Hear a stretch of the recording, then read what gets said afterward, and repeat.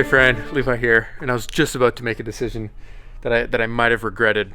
I was gonna cut some of the length off my Kessler TLS time-lapse rail. I mean, it's just a generic piece of 80/20 metal that I can attach my automated time-lapse system to, but I wanted to cut it down so I could fit it inside my suitcase and take it with me on my trip tomorrow.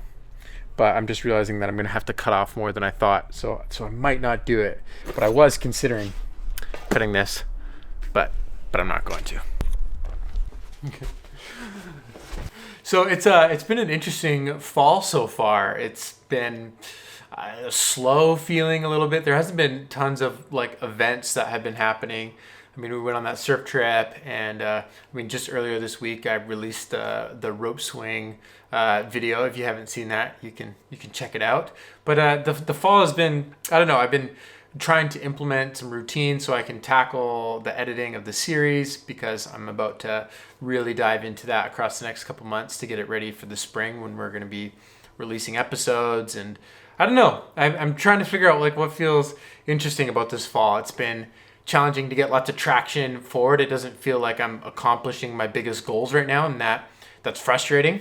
But I'm trying to put together a plan and also spend the time to prioritize what are the biggest things that I should be working on right now. And that's what I've been thinking about a lot lately. And I also was doing something else this fall, which I'm going to tell you about in a bit. But I have to get ready for this trip that I'm going on tomorrow, and I need some American cash. So let's go to the bank.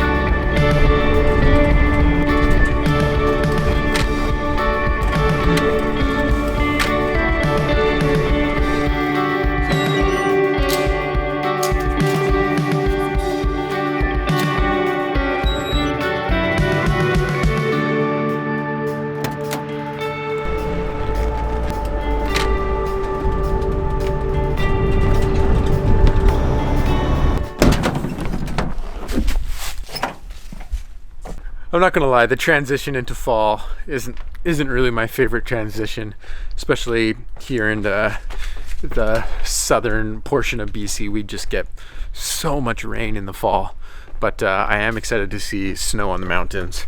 That does get me excited.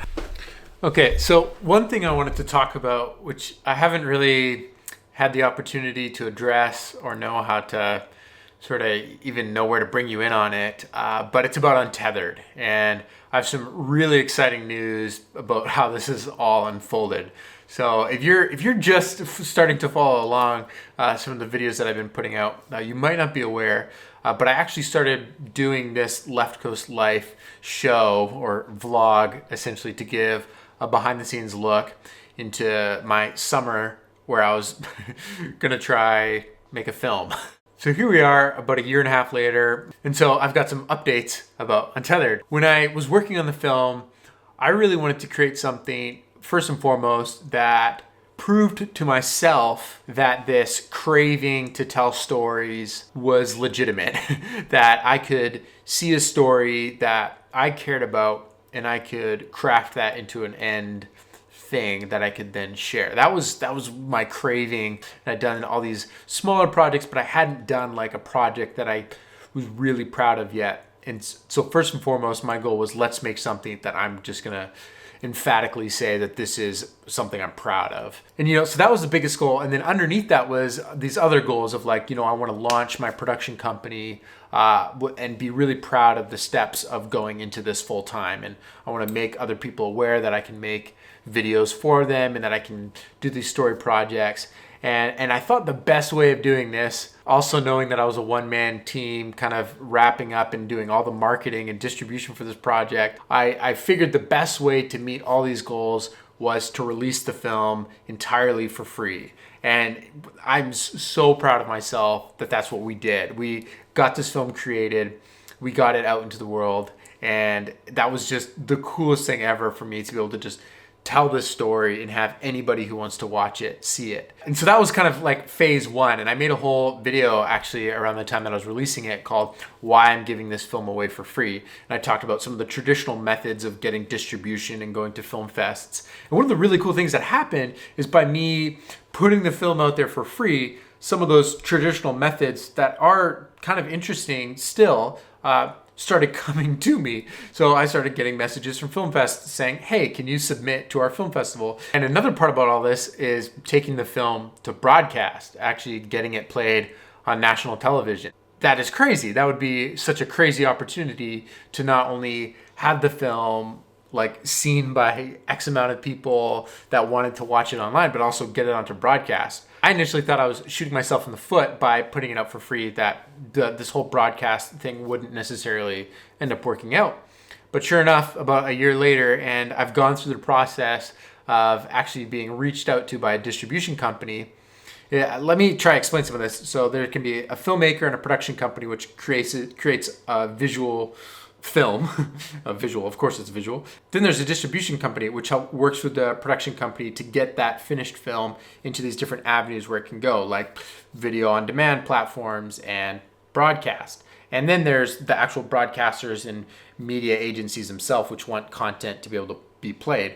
And as a content creator, getting that content to those end outlets is actually a fairly challenging thing to do, and it's really hard to navigate, and there's lots of these agreements that need to be drafted up.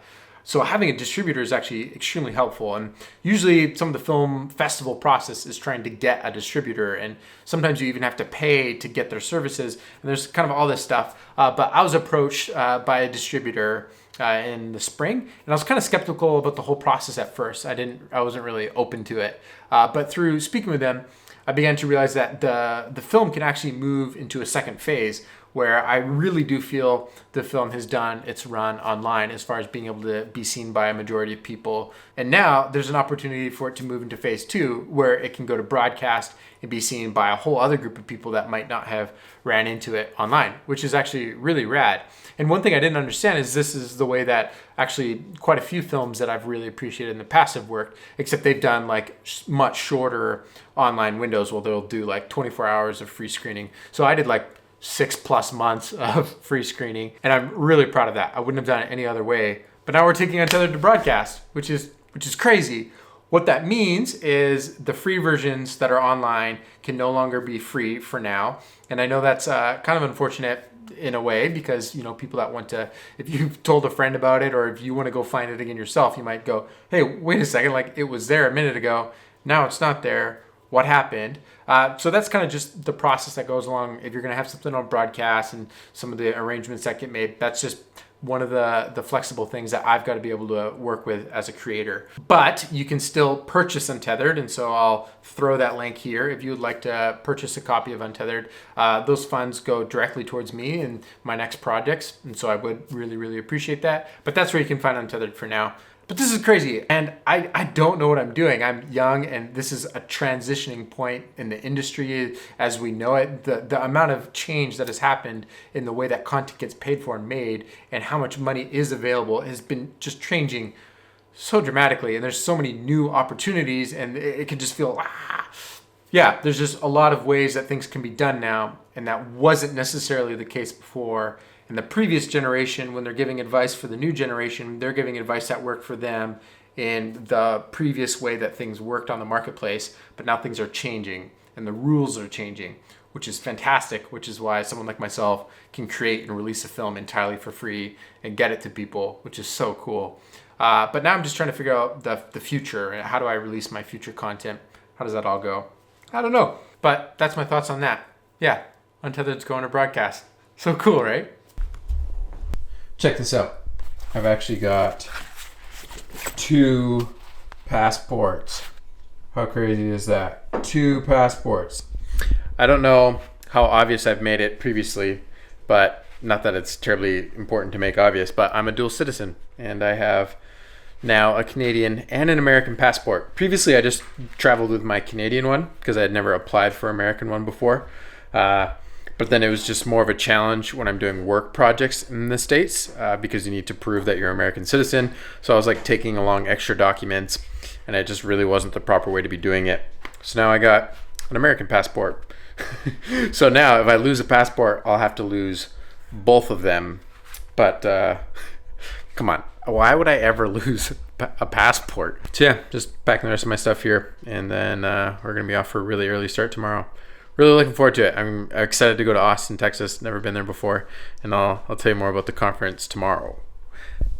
That's it for now. Remember. I had something in my mouth. That's it for now. Remember, life's better when you make stuff.